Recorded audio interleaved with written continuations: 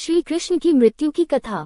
महाभारत युद्ध के बाद धर्म ने अधर्म पर विजय पाई, लेकिन कालचक्र ने यह तय कर दिया था कि भगवान श्री कृष्ण का अवतार भी अपने अंत की ओर बढ़ रहा है। यदुवंश के विनाश के बाद श्री कृष्ण ने जंगल की ओर प्रस्थान किया, जहां नियति ने उन्हें उनके अंतिम समय तक पहुंचाया।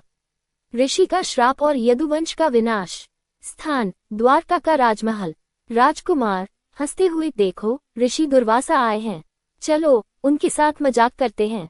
दूसरा राजकुमार, हाँ, हम उन्हें भ्रमित करेंगे कि हमारी बहन गर्भवती है और उनसे पूछेंगे बेटा होगा या बेटी।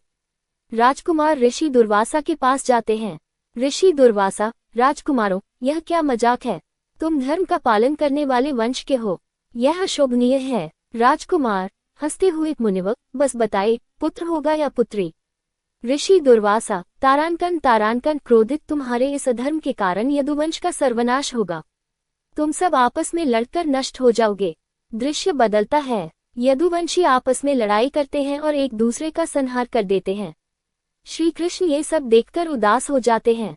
श्री कृष्ण स्वयं से, ये सब नियति का खेल है। यदुवंश का अंत हो गया, अब मेरा भी समय आ गया है।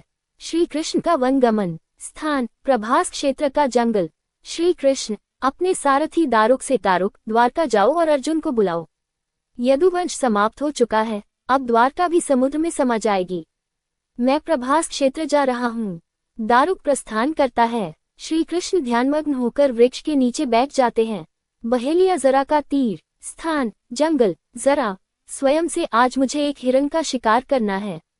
वहाँ कुछ चमक रहा है, ये हिरण का कान लगता है। जरा तीर चलाता है, जो श्री कृष्ण के पैर में लगता है। जरा भागकर आता है, हे प्रभु, मुझे क्षमा करें, मैंने अनजाने में आपको घायल कर दिया। श्री कृष्ण मुस्कुराते हुए, जरा, ये तुम्हारी गलती नहीं, यह मेरी लीला का अंत है। तुम अपने कर्म से बंधे थे और मैं अपने।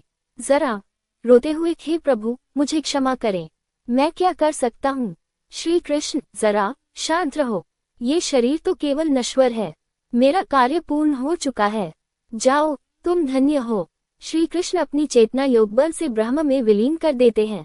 द्वारका का डूबना। स्थान: द्वारका। अर्जुन द्वारका पहुंचते हैं। अर्जुन, श्री कृष्ण, द्वारका के बिना ये संसार अधूरा होगा, अब क्या होगा? द्वारका समुद्र में डूबने लगती है।